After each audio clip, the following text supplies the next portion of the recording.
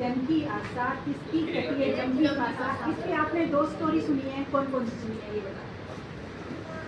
पहले तो मुझे ये बताओ, इस पे आपने 2 कहानियाँ सुनी है, कौन कौन सी सुनी है, कौन बताएगा।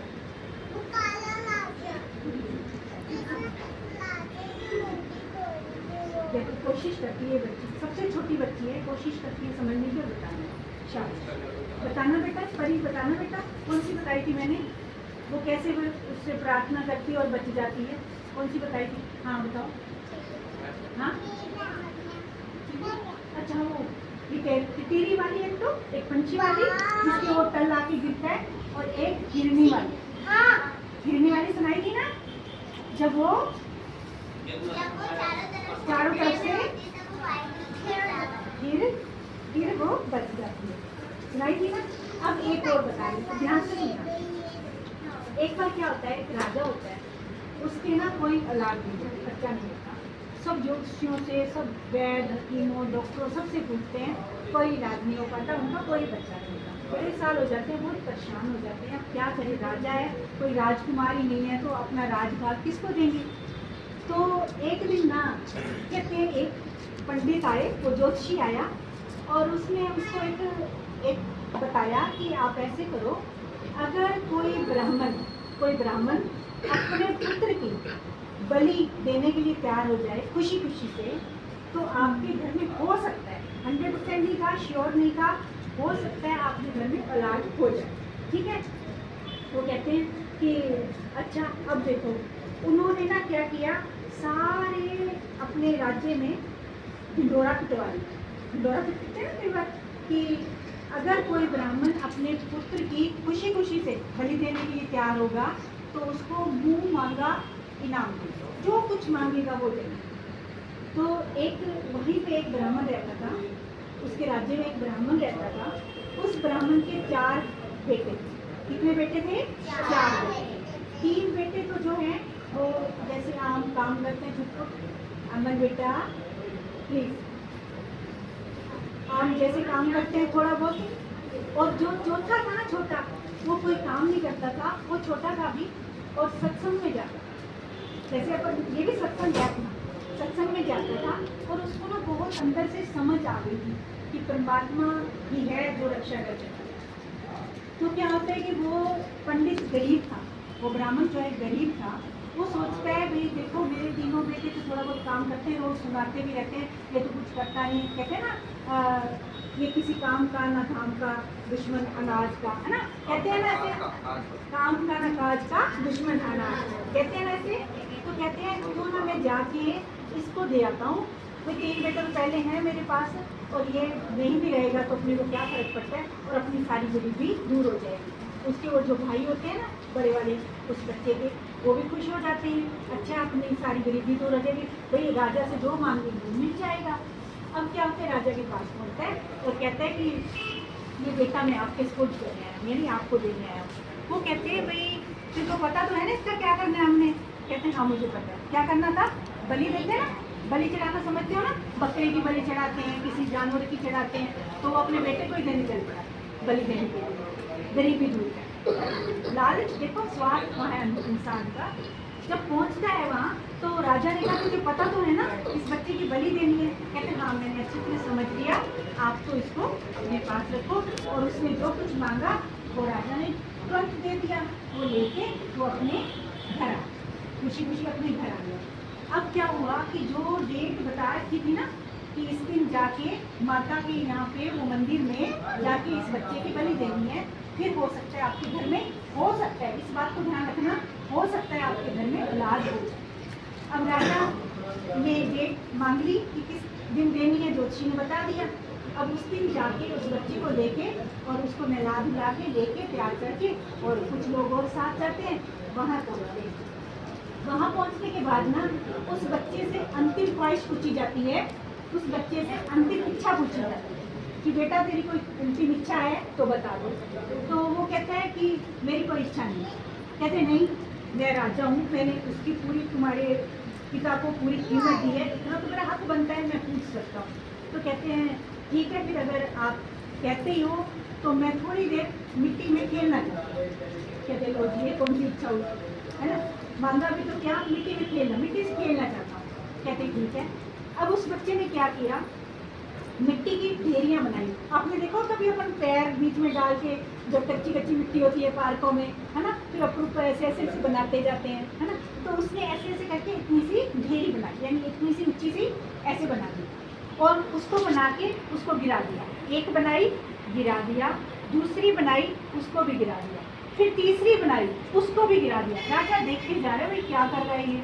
अब चौथी बनाई, फोर्थ ढेरी बनाई, उसको बना के उस बच्चे ने उसके आगे हाथ जोड़ के आंखें बंद करके थोड़ी देर खड़ा रहा।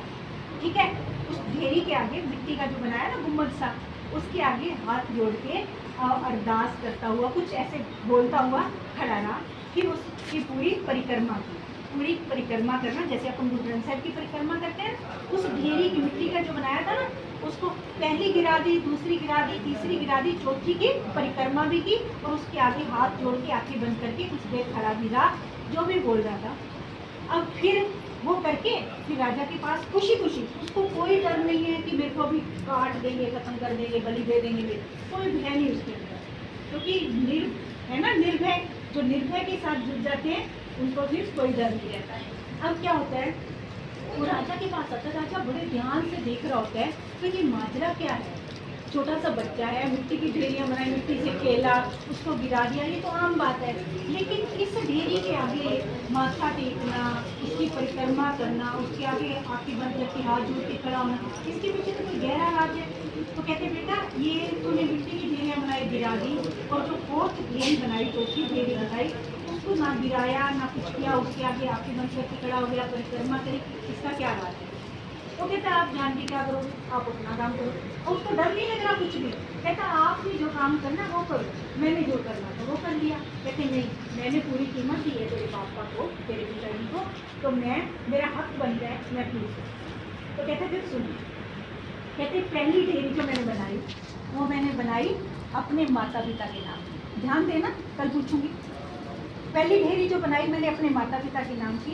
कहते माता पिता अपनी जान भी देकर भी, बेटे माता पिता अपनी जान देकर भी अपने बच्चे की परवरिश करते हैं, अपने बच्चे का ध्यान रखते हैं, उसको पालते हैं, पोषते हैं। ठीक है, जब मेरे माता पिता यानी मेरा पिता अपनी गरीबी दूर करने के लिए आपके पास बेच के ही चला गया मुझे, तो उस बाप का मुझे क्या सहारा, उस माता पिता का मुझे क्या सहारा, इसलिए मैंने अपने माता पिता के नाम की ढेरी जो है वो गिरा। ठीक है, अब दूसरी ढेरी बनाई राजा तेरे नाम की। राजन, दूसरी ढेरी बनाई तेरे नाम की।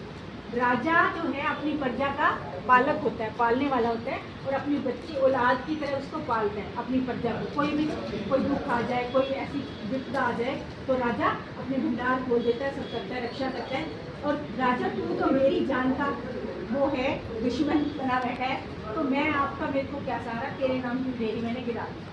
कहते हैं अच्छा, सोच रहा है, सुन रहा है ध्यान से। फिर कहते हैं कि तीसरी ढेरी में क्यों गिराई। कहते हैं तीसरी ढेरी इस माता के नाम, जो माता है ना, जो मंदिर था जिस माता का, कहते हैं जो माता मेरे, जो देवी मेरे खून की प्यासी है, वो मेरी क्या रक्षा करेगी। जो देवी मेरे खून से तृप्त होने वाली है, उसकी प्यासी है, तो मैं उसका, मुझे उन देवी देवताओं का क्या सहारा, मैंने उनके नाम की ढेरी गिरा दी। अब चौथी, कहती चौथी ढेरी उस परम पिता परमात्मा की है ना, जो सबकी रक्षा करता है, जिसने मुझे जन्म दिया है, मेरी जितनी उम्र लिखी है उसने उतनी देनी है, किस तरह मेरी मौत होनी है वो जानता है। मैंने तो उसके आगे, परमात्मा के आगे अरदास की है, वाहिगुरु के आगे अरदास की है, अब मैं तेरा बच्चा हूँ, आपने रखना है, मारना है, आपकी मर्जी। अब वो राजा हैरान हो जाता है, इतना छोटा सा बच्चा, तुम्हारे जितना बच्चा हो और इतनी सियानी बातें कर रहे। कहते इतना ज्ञान कहाँ से हो तुझे। कहते मैं सत्संग में जाता हूँ, और सत्संग में मैंने यही सुना है कि परमात्मा जो कुछ करता है परमात्मा करता है, और तो कुछ कर ही नहीं सकता। कहते हैं ना, जाको राखे साइया मार सके ना कोई, पाल ना बाका कर सके या जग बैरी। सारा संसार दुश्मन हो जाए लेकिन उसका बाल भी बांका नहीं कर सकता, उसको कुछ भी नुकसान नहीं पहुंचा सकता अगर परमात्मा साथ है। बाकी तो कुछ भी कारण बन सकता है। अब वो राजा ना सोचने लग जाता है, तो इतना सूझवान बालक है, इतना सत्संगी बालक है, इस बालक की मैं बलि दे दूंगा, उसके बाद भी पता नहीं मेरे घर औलाद होगी कि नहीं होगी। नहीं कहा था ना जोशी ने, तो करके देख ले, पर 100% नहीं कहा था कि होगी। कहते हैं इतना सूझवान बालक है, मैं इसकी बलि दे दूंगा तो उसका पाप तो मुझे लगना ही लगना है, ये तो पता ही है। तो इससे अच्छा तो अच्छा हो कि इसको मैं अपना बेटा बना लूँ। अब देखो ईश्वर क्या करता है, ईश्वर क्या करता है, ये दिमाग ही तो सीधा करता है। कहते हैं ना मत मारी गई उसकी, कहते हैं ना मत मारी गई, बुद्धि भ्रष्ट हो गई, कह देते हैं ना कई बार भाई इसने ऐसे कैसे कर दिया। तो और जब ईश्वर कृपा करता है अच्छी सोच बख्श देता है। अब उसके अंदर सोच भरी कि इस बच्चे को ही अपना बेटा बना ले। अब अपना बेटा बना ले तो राजकुमार हो गया। अब राजा ने सोचा मैं उसको अपना बेटा बना लेता हूँ, इसी को मैं राजभाग सौंप देता हूँ और फिर मैं अपना उस परमात्मा का नाम जपता हूँ जिससे इसको इतनी समझ आ गई, तो मैं तो इतना बड़ा हो चुका हूँ, मैं कितनी मेरी जिंदगी हो है। तो उसके बाद इस बच्चे को एक का विश्वास, एक ऊपर जिस जन की आशा इसकी कटिए जम की आशा, एक आस राखो मनमाई सर्व रोग नाश, सारे दुख मिट जाते हैं जमों के पास। अब मौत तो आ गई थी ना उसके सामने, लेकिन बच गया क्योंकि ईश्वर ने उसको बुद्धि दी कि इतने समझदार बच्चे को अपना बेटा बना ले। भाई तेरे औलाद होनी है कि नहीं होनी, इससे अच्छी औलाद कहाँ मिलेगी, इतनी समझदार औलाद और कहाँ मिलेगी। तो उस बच्चे को अपना बेटा बना लेता है, राजकुमार बना देता है। थोड़ा सा वो बड़ा होता है तो सारा राज्य भाग्य उसको राजभाग को, कहाँ तो बलि चढ़ना था, कहाँ राज सिंहासन मिल गया। किसके आश्रय, सिर्फ एक के आश्रय, वो परिपूर्ण परमात्मा सब कुछ करने में और करवाने में समर्थ है। इसलिए उसका ओट आसरा लो, उसी के आगे ही नतमस्तक हो, उसी के डर में रहो और किसी से डरने की जरूरत नहीं है। वाहिगुरु जी का खालसा, वाहिगुरु जी की फतेह।